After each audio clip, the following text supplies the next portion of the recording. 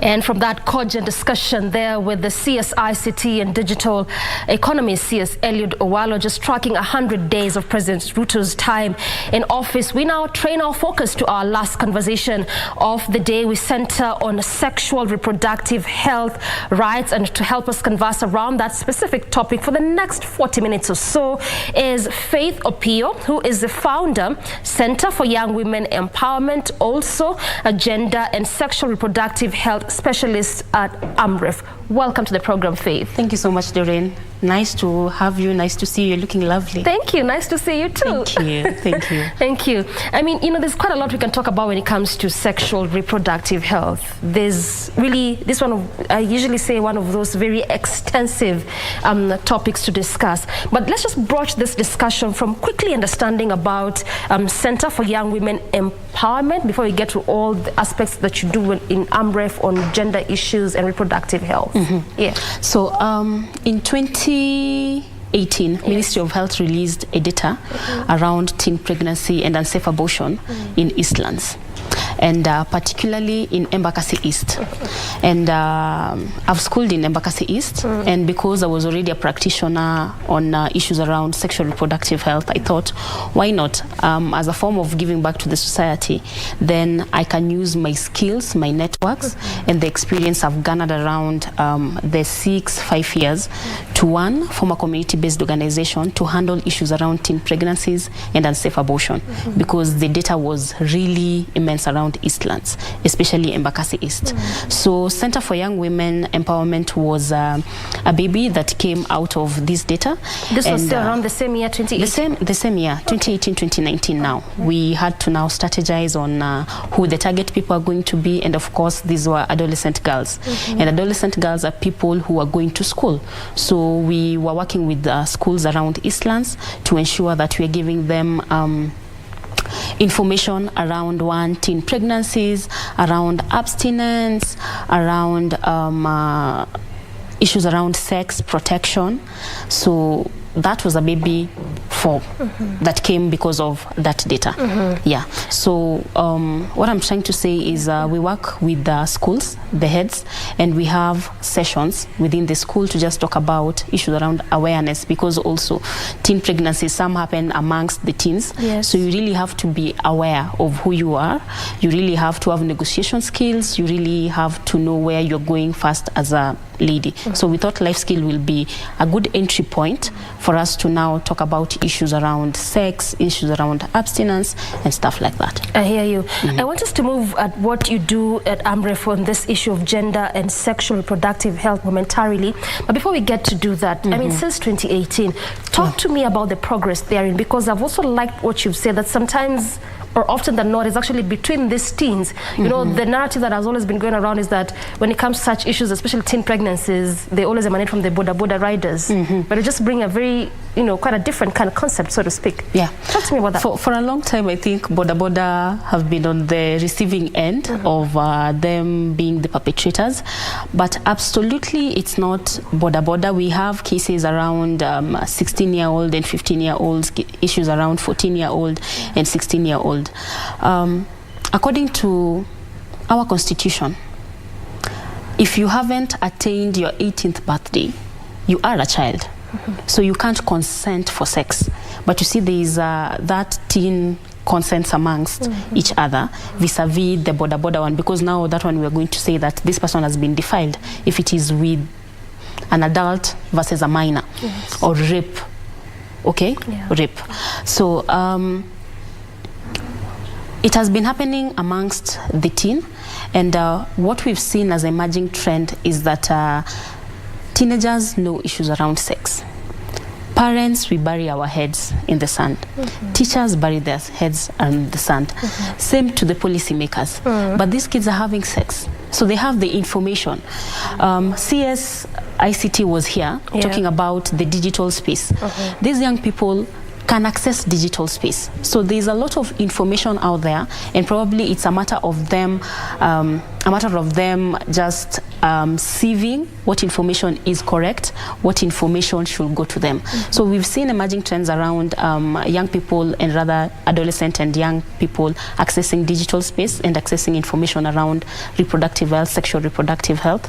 We've seen trends of teen pregnancies becoming high. I remember even during the time of COVID, it was reported that adolescent girls were having, their papers. They were doing their papers while they were in hospital. What was happening? They were already having issues. And we never meet such cases anytime you are having such, the national exams. Exactly. So information has been there. They access a lot of information, but this one needs to be the right information, which has not been passed.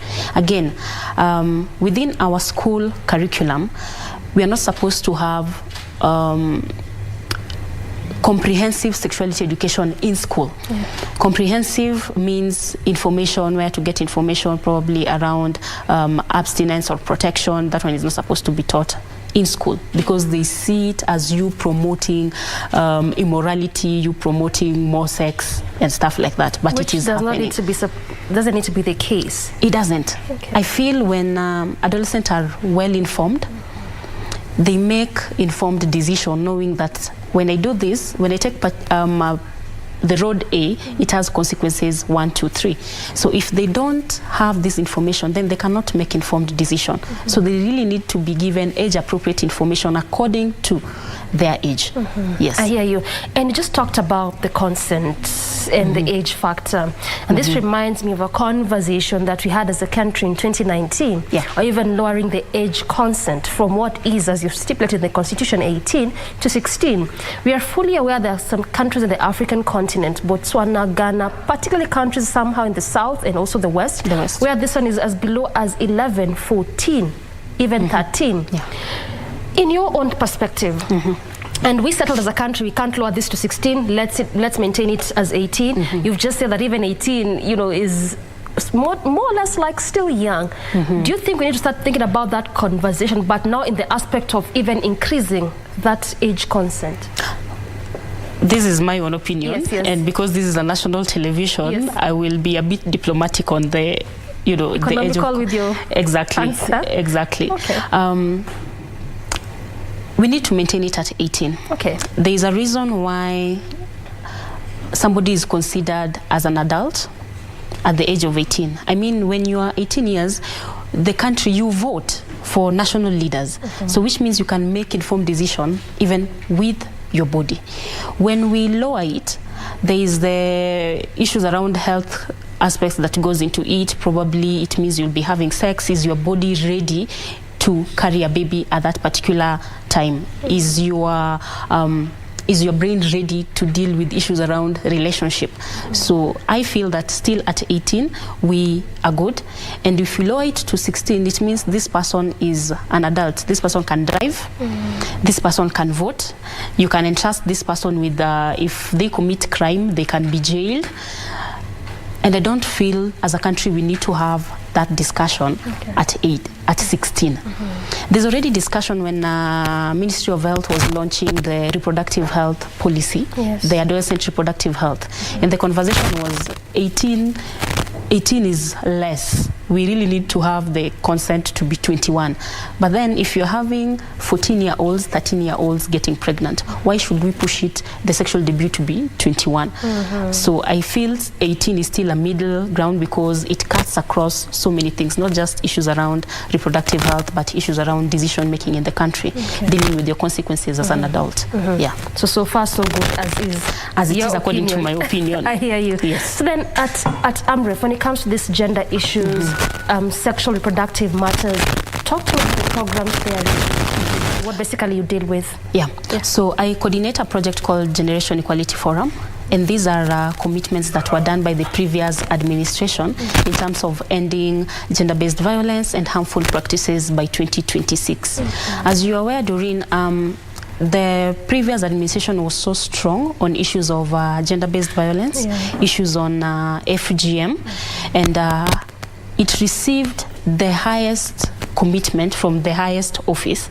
And I remember the president said that FGM had no space in his government, and there were policies that were also backing this, including finances from other donors.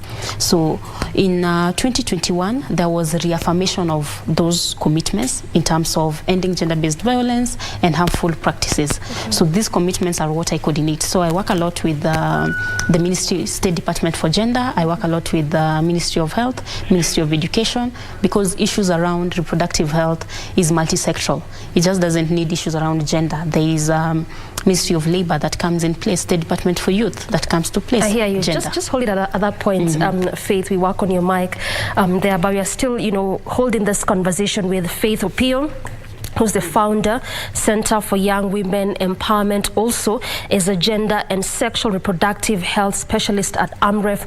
We are centering our focus on matters of gender, just looking at what women are doing in spaces of leadership today with this particular matter. Just earlier, she had alluded to perhaps what the previous regime had really geared into to try and end some of these practices. Talk about FGM, talk about teen pregnancies, and if you can remember, the former president, Uhuru Kenyatta, had actually talked about this matter more than once, often than not, particularly when it comes to ending of FGM. And in his target, it was how can we finish or end this by end of this year. This is December 2022. We're just counting like days to end of this year. And so we also want to get from her how far this has come. Remember that often than not, we've dealt with matters of FGM as a country, a practice that keeps happening, particularly during holidays in some of this community. So we also get to hear her perspective, where we are as a country, and what we can do to just remove this particular vice, I should say, as a country. Faith,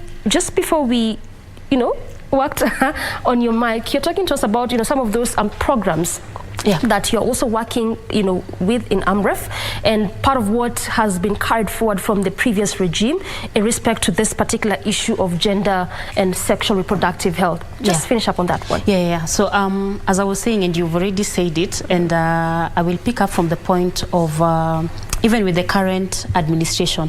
Our president received the African Union award on implementing gender programs, which is so good.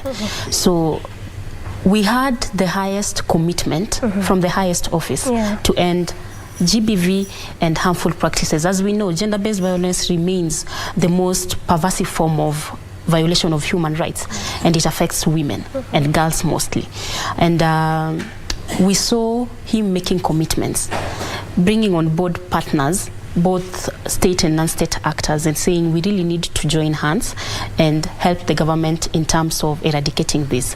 So that was there in the past administration, and I'm glad that even with the current administration, it's just 2 weeks ago or 1 week ago that the president also said that he will not tolerate issues around FGM, which is backing it up. So what I know civil societies have been doing is that it should not just be a word that he said, but how is it being actioned? How are we following it through? That he just didn't say it for the sake of saying it, but he meant it through the papers, through the existing policies, and even implementing those that were there in the current administration and even his administration.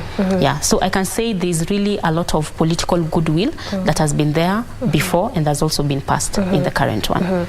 And you've given a very good point. How can we action it? Because we have said, and I will keep saying, in this country, we're never short of policies.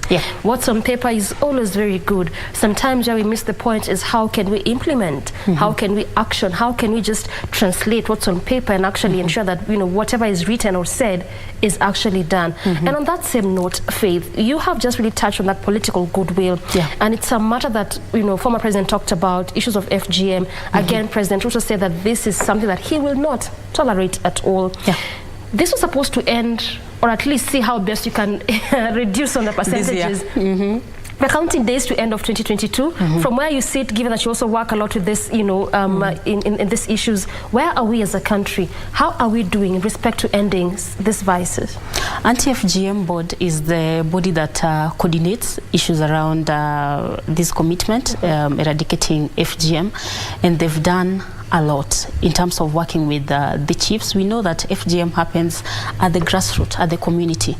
So one, you really need to have dialogues with community leaders, religious leaders on the ground, the chief, and even the cutters who are women. So I know they've really engaged them in terms of having several dialogues, and it has reduced in the 22 hotspot counties that were mapped in 2019, when we were having which counties are high in terms of FGM prevalence. So there's been a lot in terms of following up the FGM Act, ensuring that the chiefs also implement this, because there were cases where the girls used to run to the chiefs, and the chiefs are the one who are also promoting such vices. So they've had talks, and I remember in one of the caravans that we were having with the then CAS, JB Kilimo, and also Shebesh, they were very strong in terms of if you have been found as a chief who is supposed to be custodian of these laws, if you have been found to be spearheading and catalyzing this vice, then you will face the consequences. And we saw a lot of chiefs just coming in and partnering and ensuring that these cases are not just being reported, but the perpetrators are being brought to book. So there has been a lot of, I can say, community dialogues coming into play, a lot of girls being rescued, a lot of partnership between government and civil societies also, and a lot of coordination also coming in place, because this is not an issue that just started with commitments from the administration. There has been organizations who have been doing quite a lot in terms of eradicating this, but the coordination was a bit of a challenge. But we've seen anti-FGM coming in on board and just being this coordinating agency and ensuring that CSOs get to talk to each other around this. I hear you. And you just did touch on chiefs, and sometimes how they would even be, not all of them, some, the biggest perpetrators. And this reminds me of a statement made yesterday by the CS Road and Infrastructure, CS Murkomen at Arambe House, when he was just giving the directions of the road safety in this festive season. Also, his counterpart, CS Interior, still touched on this one, commissioning these same chiefs when it comes to protection of these adolescents and the youths, particularly in this festive season. Why? Because you realize it's such a time as this whereby you'll do stories and you'll hear of so many stories of FGM as well as teen pregnancies. So if I'm to borrow what you're saying, that these are perpetrators, and I'm to borrow what the government through this CSS says that they should be on the lookout for them and protect them, where is this fine line? So then who does what? I think I will borrow also the words of the then Commissioner Natembea, who was very strong and vibrant. Former Rift Valley Regional Commissioner? Yes, and not once, not twice, Doreen, did he tell the chiefs that if any girl in Rift Valley gets pregnant, that's your pregnancy, because you are mandated as a government to protect this girl. You are mandated to ensure that this girl has a safe environment where she can go to school and achieve her potential, but she cannot do that when we are having issues around teen pregnancies or she's being cut, because we know FGM was seen as a ritual from childhood to adulthood, meaning when you've been cut, then you're a woman, you can get married as soon as possible. So fine line comes in terms of defining your role, apart from just defining, doing your work. And if you need to be reminded the way Natembea was reminding the chief, then that comes to play. So I think what has been missing is people knowing their role but not executing it, or needing some form of motivation. It can be in form of a threat, it can be in form of probably money and things like that. So I feel what has gone into play is the narrative continuing in that FGM is bad.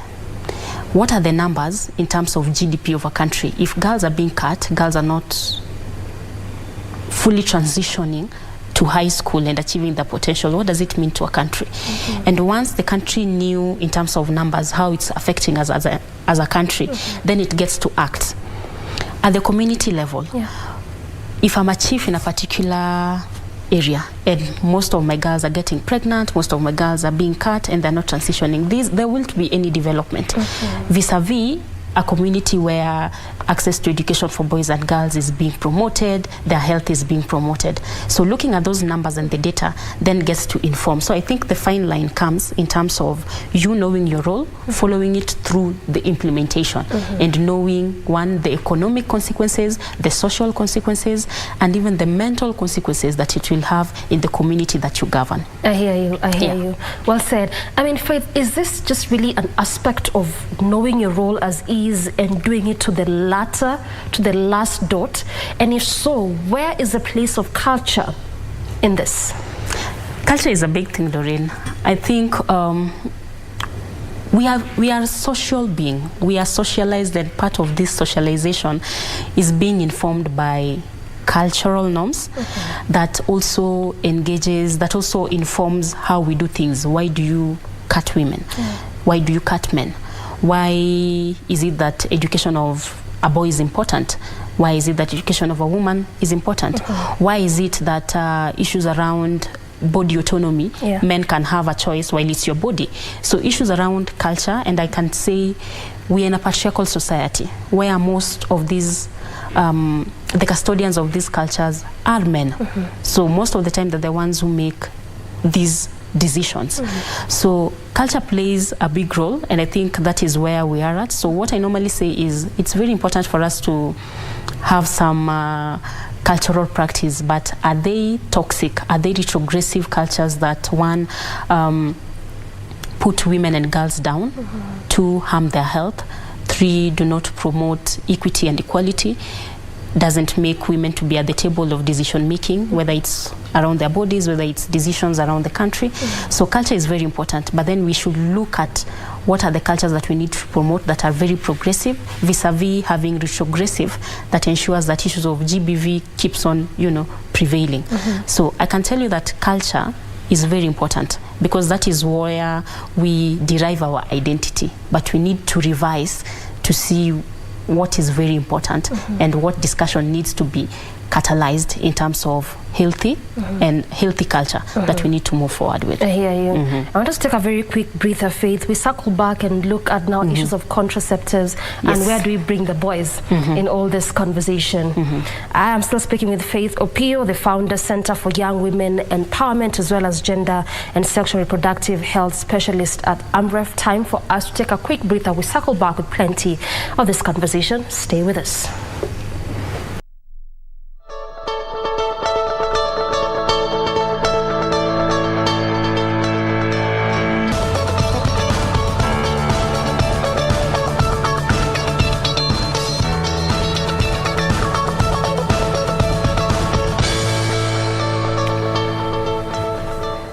Exactly 28 minutes past the top of the hour. Welcome back. You're still on Good Morning Kenya. Still holding court with the Faith Opiyo, a gender and sexual reproductive specialist at AMREF, conversing around issues of matters of gender and sexual reproductive health. Before you took that break, Faith, you're talking about the cultural beat, and I want you to elucidate on a point that we had talked about a bit earlier, and this in respect to the women. And we talk about some of these issues, and they're targeting women and young girls. But when you touch on FGM, you realize the cutters are women. So then we want to end this in women and girls, but the same women are the one perpetrating. How do you reconcile this fact? Culture also comes with power dynamics. And as I said, we are still in a patriarchal society where power is with men and boys. And because power also comes with decision making, they tend to have a lot of influence even amongst the culture who are women. So they may want to stop, but if directive of FGM, our women have to be cut, lies with Moran, for example, who determine whether they want to get married to cut or uncut women, because they say we cannot marry uncut women. So if they have the power of using such statement, then the women get to cut. If religious leaders and the elders of the community who are men tend to agree with cutting, then women tend to flow with that because there has been communication that has been passed to them. So it's very rhetorical that we find that it's women who are propagating this. And I think it also comes from the fear of, if my daughter hasn't been cut, then she won't find somebody within the community, a suitable partner who will live with them. Because truth be told, as much as we're in the gender space, still at the community level, they want to be attached to something, and something is a name in terms of them getting married and them having being called Mrs. So and so. So anything that tends to put that at risk, then they avoid. Because we've also seen girls who are escaping from schools to go get cut. You can imagine. They are being taught, they're being told the consequences of FGM and why they should not. But because it has already been instilled, this story has been there from the time they were small, including culture, because you are being told about your culture. So from the time they are young and these stories are being fed into your mind, you know very well you won't have a place if you're not cut. So they run and they run, some even do cross-border. Right now we have cross-border cutting, where in Kenya we know very well the police have been very stringent in terms of implementing the law. They go get cut in Tanzania, that the laws are a bit, they're a bit flexible. So we've even had that cross-border policy in terms of the laws, and countries have even working together to just ensure that anybody, we cannot have cross-border, cross-border FGM that is happening. So what I'm trying to say, Doreen, is that culture is very key, and it stems from patriarchy, and it's women, and it's men and boys who hold this power. So women tend to be a bit, relaxed in terms of making decisions because they've been told this is the way we need to move. Yeah. So it can be sometimes sitting, castigating the women, saying that you're trying to protect the young women and girls, yet it's the same women who perform the same practice, but then you realize this emanates from a superior authority. Yes. And you just did touched on men and boys, which actually orients my next question, because again, when you touch on gender issues, sexual reproductive health, so to speak, even what we're just discussing, FGM matters, there's sometimes that notion that we've left the boys out of this conversation. And sometimes you want to also equally blame, just like you're saying, from a superior authority, which is the men, because we are living in a patriarchal society. In your perspective, and even the programs that you've engaged in, do you think this is actually a correct notion, that we have so much so left the men out of the conversation of gender issues?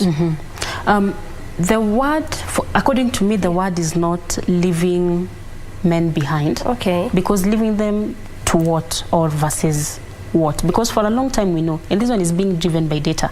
Every program that is being implemented, there has to be a background research that is being done, so that you can say we're implementing project A because we've seen numbers, both narrative and even qualitative and quantitative, reading these and these. So I feel it's not them being left, but redefining the level of engagement. The role of men and boys, either as husbands, fathers, partners, community and religious leaders, needs to be defined according to a particular context. So the conversation that I feel has not been there is us looking at what is the level of engagement and how do we bring them in, whether as partners, whether as fathers, whether as community and religious leaders. So I feel the conversation should gear towards how do we bring them on table to ensure that these vices are being reduced, because the most important thing is for these numbers to go low, as low as 0. And to ensure that women and girls are healthy and they can achieve their potential just like men and boys can achieve their potential. So meaning both men and women needs to be at the table and have conversation. So the level of engaging them is what I feel really matters, and engaging them in terms of health in that space, engaging them as decision maker. As we know, the National Assembly and the Senate House has men being majority. They're the ones who make policies, right? So if we can engage them at that level of them being men and them being policy makers, then we get to achieve better policies for women. So I feel we really need to define how we really engage them.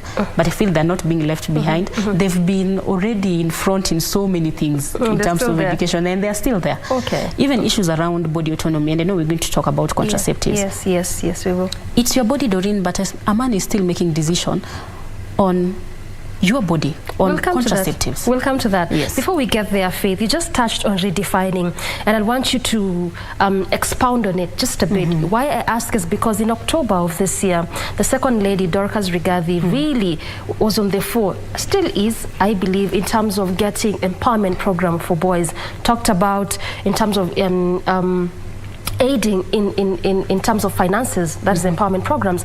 Also talked about ways to see how best they could reduce the intake of alcohol and drug abuse amongst boys. So then when you talk about redefining, you talk about they're already there, they've always been there, but then how can we shift the conversation and change the narratives? When you look at such programs such as this, also just coming from the overall, head bodies, could this be aiding in assisting to just see how best you can alleviate some of these issues and problems? I feel the program is good with the second lady, and in the spirit of redefining the conversation. The conversation should be around power. How are you using your power and authority as a man? Because that is not being taken away from them. As I said, we are still in patriarchal society.